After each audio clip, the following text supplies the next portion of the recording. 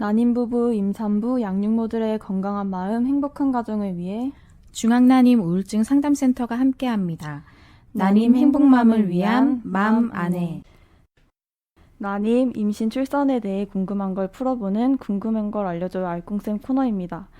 이번 방송은 중앙난임우울증 상담센터 부센터장님과 함께 산후우울에 대해서 궁금한 점을 풀어보도록 하겠습니다.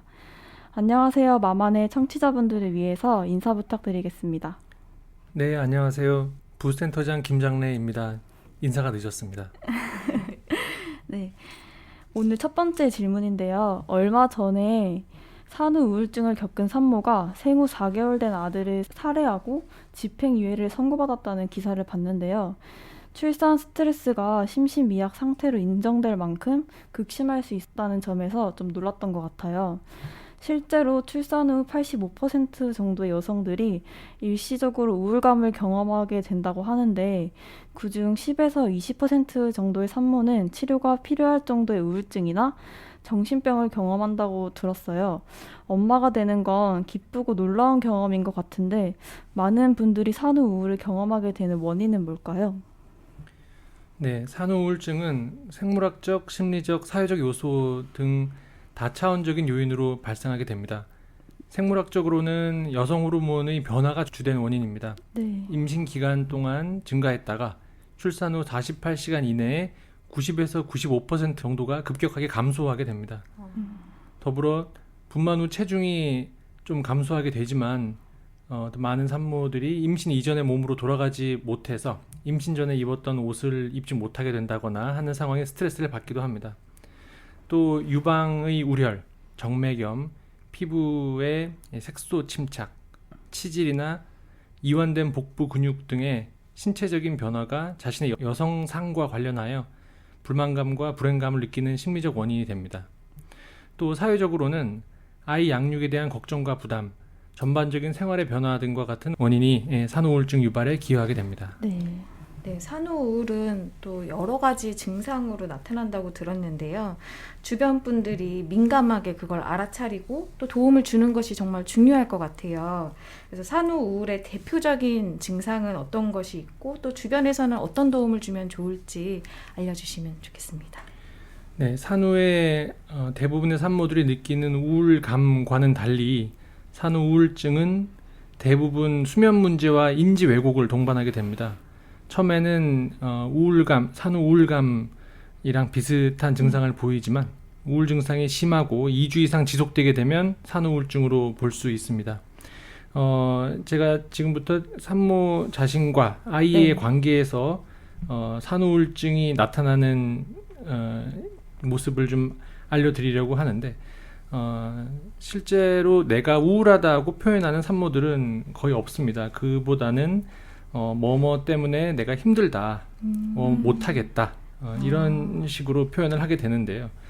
그래서 대표적인 증상으로는 외로움, 두려움, 그리고 내가 엄마로서 자격이 없다, 또 아이를 낳아서 기쁘긴 한데 동시에 싫다 하는 이런 감정의 불일치, 그리고 아이의 건강이나 어떤 사고가 발생할 것 같다고 과도하고 부적절하게 걱정하는 모습, 그리고 더 나아가서는 아이에 대해서 관심이 점점 줄어들고 아이에게 적대적이거나 폭력적인 행동을 한다거나 가장 심각한 상태에 이르러서는 자신이나 아기에게 해를 끼칠 것 같다.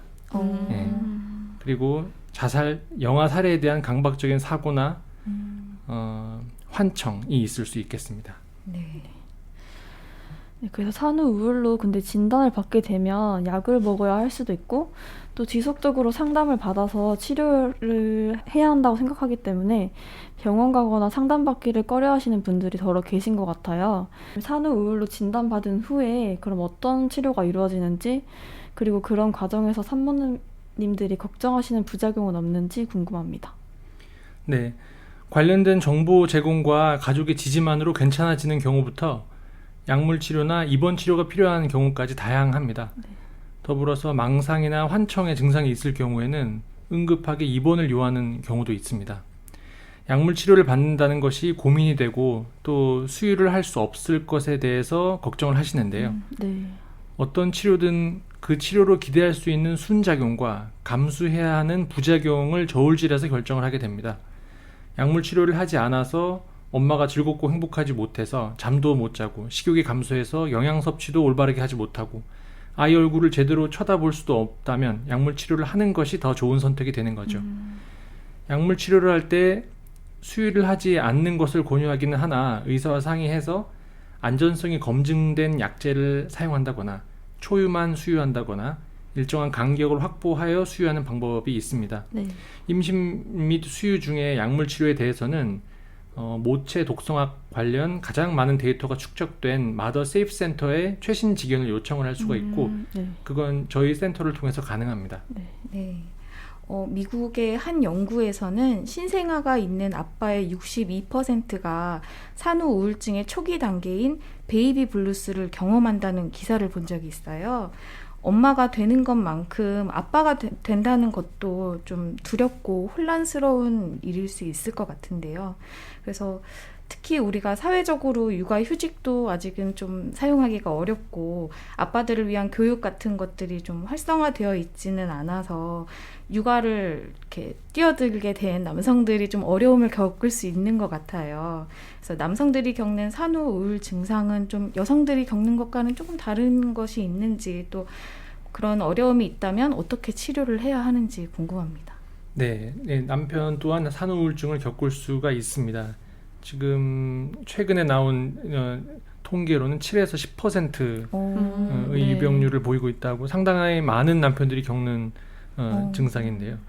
출산 후에 아기에게만 집중되는 관심, 급격한 환경 변화, 그리고 육아에 대한 정신적, 경제적 부담이 원인으로 제기되고 있고요.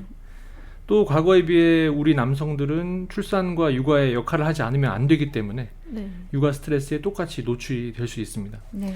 여성보다 감정 인지에 익숙하지가 않고 자신이 힘들다는 것을 표현하면 안 된다고 생각하거나 어려움에 대해서 토로하고 나누기보다는 항상 자신이 해결해야 된다고 생각을 하기 때문에 드러나지 않는 경우가 많이 있습니다. 예, 산모들 또한 남편에 대해 애정 표현과 변함없는 관심을 가져주고 남편이 아기에게 아내를 빼앗겼다는 느낌이 들지 않도록 해주시는 것이 필요합니다. 네. 그리고 아이를 출산하고 양육하는 과정은 가족 구성원 전체가 함께 해야 하는 일인 것 같은데 산후 우울증을 대처하고 치료하기 위해서 가족 구성원들이 어떻게 도움을 주어야 할까요? 네, 산후 우울증이 누구에게 발생할지 예측할 수는 없지만 일단 발생했다면 그 예후에 가장 큰 영향을 미치는 것이 지지 체계입니다. 네. 아기 돌보는 것이 익숙치 않은 소산모의 경우 더 명확히 드러나는데요. 가족이 해줄 수 있는 것이라면 가장 먼저 관심을 가지고 산모의 컨디션에 대해서 알아차리려고 노력하는 것입니다. 네.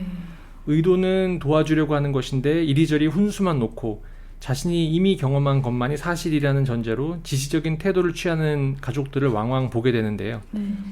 우울한 산모들이 죄책감을 느끼는 주요한 대목이 모두들 축하해 주는데 자신이 기쁘지 않다는 부분입니다. 기쁘지 않을 수도 있고 앞으로에 대한 부담이 너무 크게 다가올 수도 있고 네. 아이 울음소리가 끔찍하게 들릴 수도 있고 남편이 돈 벌러 나갔는데 미울 수도 있다는 것을 네. 비난하지 않는 태도로 받아들여주고 들어주는 것이 필요합니다. 물론 산모마다 각자 다르겠지만 가장 현실적으로는 아기 돌보는 일을 분담해 주는 것이 최고의 도움이죠. 네. 내가 보고 있을 테니 한숨 자라든가 네. 나가서 미용실에 가든가 마사지나 네일 받고 오라고 하든가 친구들 만나서 즐기다가 오라고 네. 해주시면 최고인 것 같습니다. 네.